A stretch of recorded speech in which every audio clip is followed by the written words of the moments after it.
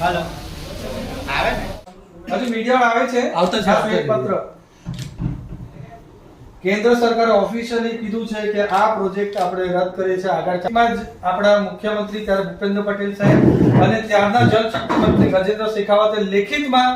અને રાજ્ય સરકારમાં અમારા ઋષિકેશભાઈ પટેલે પણ ઓફિશિયલી જાહેરાત કરી છે। આ રિટર્નમાં લોકોની અમારા આદિવાસી લોકોની ખાસ માંગ હતી એટલે ખરી અગ્નિ પરીક્ષા છે આ પેન મારી લો તો બકા ખરી અગ્નિ પરીક્ષા છે આજે તમારી કોની આ શ્વેત પત્ર છે ભાઈ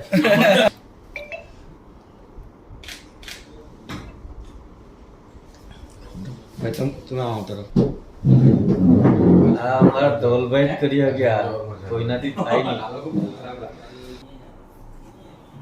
તારીખ 13/8/2025 આજનું કરંટ હા ગરમ ગરમ છે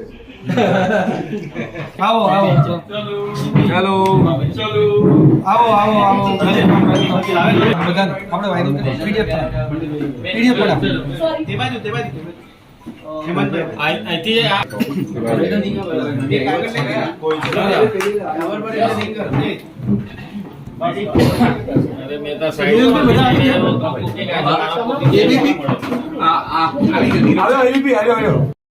પાર તાપી નર્મદા રિવરલિંક પ્રોજેક્ટ પૂરેપૂરો કોંગ્રેસનો પ્રોપેગેન્ડા હતો, પોતાનું અસ્તિત્વ જાળવવા માટે હતું, પણ આજે અમારી કેન્દ્ર સરકાર અને રાજ્ય સરકારે પાછું કીધું છે અને રિટર્નમાં પણ આપ્યું છે કે 2022 અને 23માં જ આ પ્રોજેક્ટ રદ થઈ ગયો હતો, ત્યારે પણ રિટર્નમાં આપ્યું હતું અને 2025 આજની તારીખમાં પણ લેટર ઓફિશિયલી કેન્દ્ર સરકારની જલશક્તિ મંત્રાલયે આપ્યો છે કે આ પ્રોજેક્ટ ત્યારે જ 2022-23માં જ કેન્સલ કરી દીધો અને 2025માં પણ આ કેન્સલ જ છે એ જાહેરનામું ઓફિશિયલી ડિક્લેર થઈ ગયું। એટલે આજે આ મુદ્દાનો અંત થઈ જાય છે અને સાથે સાથે જે આ કોંગ્રેસના ધારાસભ્ય ડીપીઆર છે, ગૂગલ કરી લો ડીપીઆર છે, એ ડીપીઆરમાં પણ તમે જુઓ જે ડીપીઆર વેબસાઇટ પર અવેલેબલ છે એ 28મી એપ્રિલ 2017નો ડીપીઆર છે, કોઈ પણ નવો ડીપીઆર નથી। એટલે જુઠ્ઠાણોનો પર્દાફાશ થયો છે। તમારા ચેનલના માધ્યમથી હું લોકોને કહેવા માંગુ છું કે આદિવાસી સમાજના લોકોના માટે હંમેશા ભારતીય જનતા પાર્ટી અને નરેન્દ્ર મોદી સાહેબ હાજર રહેશે, તમારો સર્વાંગી વિકાસ થાય એના માટે પૂરા ચિંતિત રહેશે।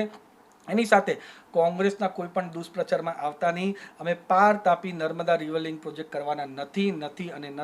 અને અમારા આદિવાસી સમાજના લોકોને લેખિતમાં જોતું હતું એ લેખિતમાં પણ અમારી રાજ્ય સરકાર અને કેન્દ્ર સરકારે આપ્યું છે। જય આદિવાસી, જય જોહર, જય બિરસા મુંડા।